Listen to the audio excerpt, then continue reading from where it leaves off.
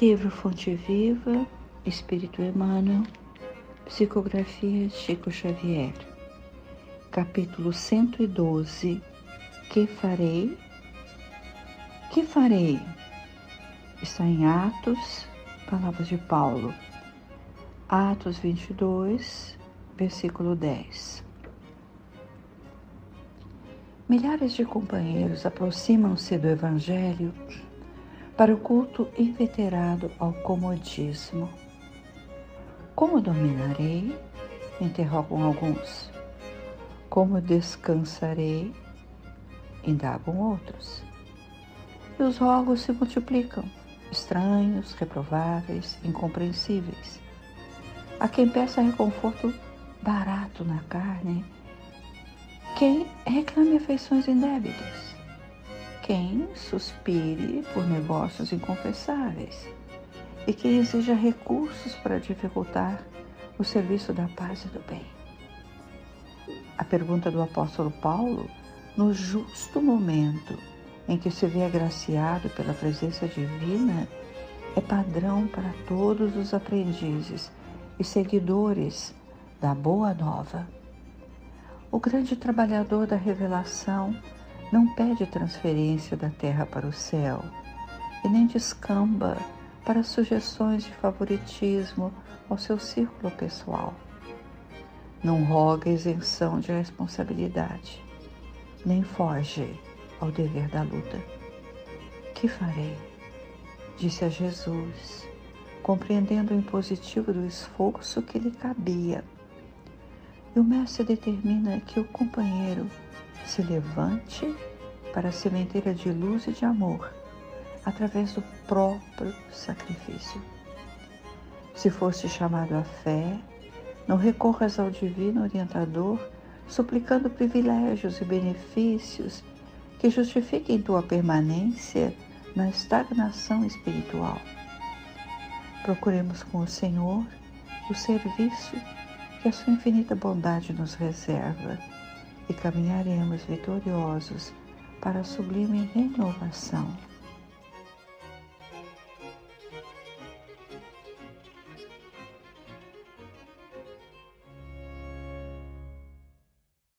Na semana passada, quando estudamos a carta de Paulo aos Efésios, lembramos que Paulo é preso em Jerusalém pelo Sinédrio.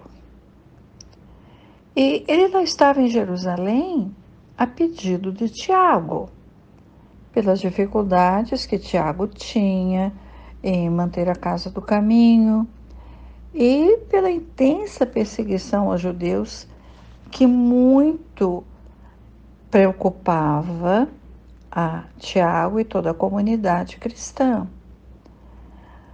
Dissemos que algumas informações sobre a carta foram retiradas do livro Paulo e Estevão e de Atos dos Apóstolos, escrita pelo médico evangelista Lucas.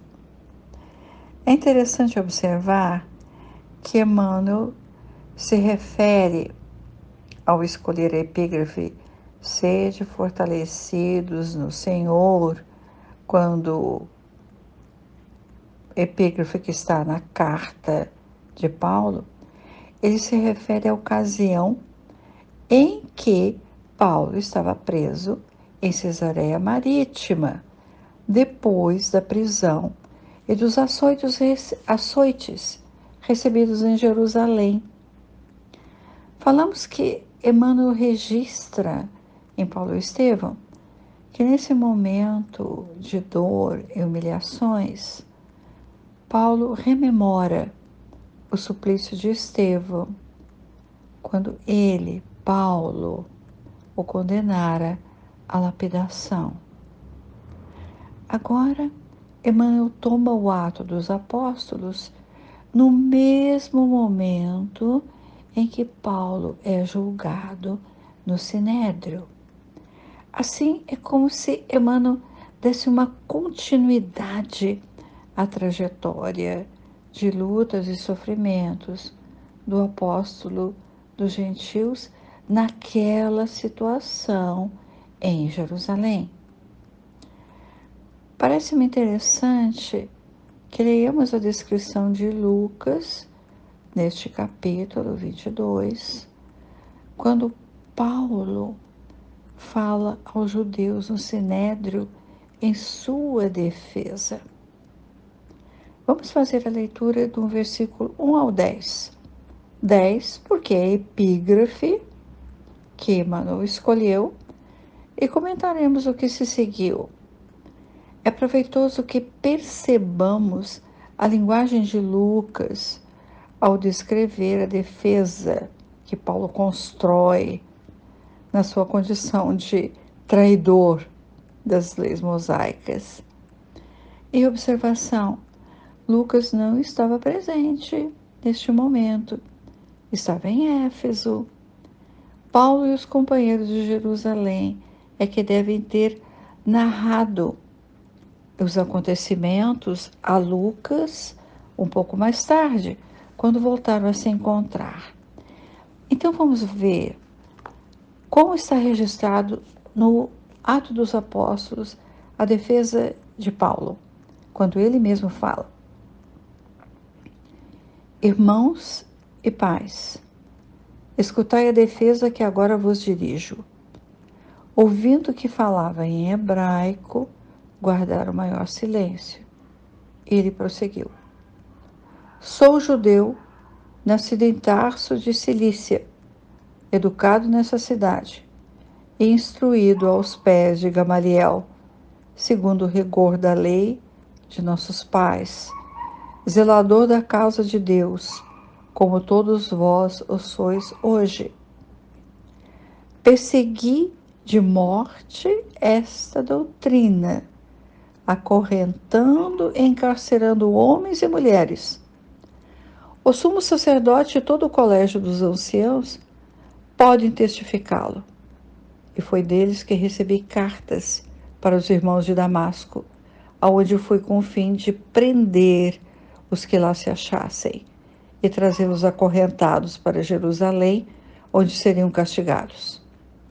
Ora, estando eu a caminho e aproximando-me de Damasco, pelo meio-dia, de repente, me cercou uma intensa luz do céu. Caí por terra e ouvi uma voz que me dizia: Saulo, Saulo, por que me persegues? E respondi: Quem és, Senhor? E ele me disse: Sou Jesus Nazareno, a quem persegues. Os meus companheiros viram a luz, mas não ouviram a voz daquele que me falava. Eu disse: O que hei de fazer, Senhor?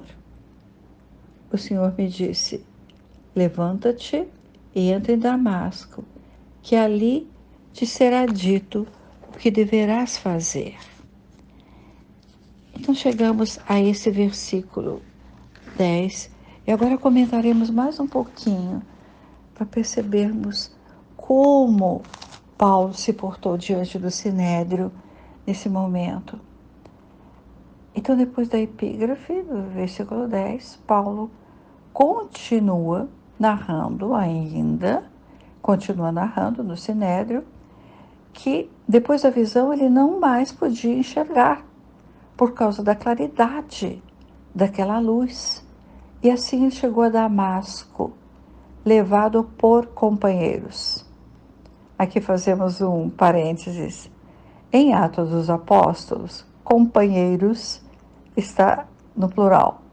Quando Emmanuel escreve em Paulo e Estevão, ele diz que é só um ajudante que levou Paulo até Damasco, que os outros voltaram a Jerusalém.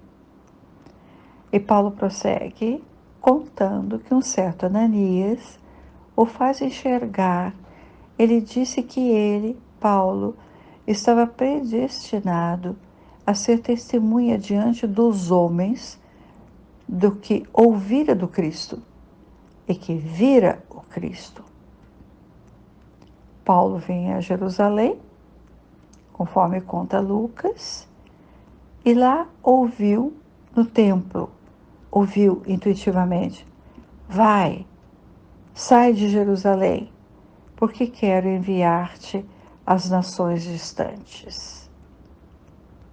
Depois da autodefesa, os que o ouviram gritaram: fora daqui com este indivíduo, ele não merece viver. Paulo é recolhido por um oficial romano para que não o matassem. E seguiu-se então os anos de prisão em Cesareia e a chegada emocionante em Roma. A narrativa do encontro de Saulo com Jesus é amplamente conhecida. Expositores espíritas voltam a este momento, ao momento clímax da vida de Paulo, o apogeu dessa vida, e sempre voltam com muita emoção ao falar desse encontro com Jesus. Com Emmanuel e com outros espíritos que se dedicam a nos esclarecer, com eles nós ouvimos e lemos passagens marcantes na literatura cristã. As cores da emoção é uma expressão que Edivaldo emprega muitas vezes. As cores da emoção nos transportam às portas de Damasco. E quando lemos hoje os 10 versículos de Atos, pensamos que todos os expositores devem ter lido o Atos dos Apóstolos para falar com clareza sobre o aparecimento de Jesus, a sua presença diante de Paulo. E também, com certeza, nós nos inspiramos nas mensagens espirituais desses amigos para discorrer sobre momentos decisivos da vida de Paulo. Claro que sem a mesma clareza e com a mesma emoção com que eles escrevem.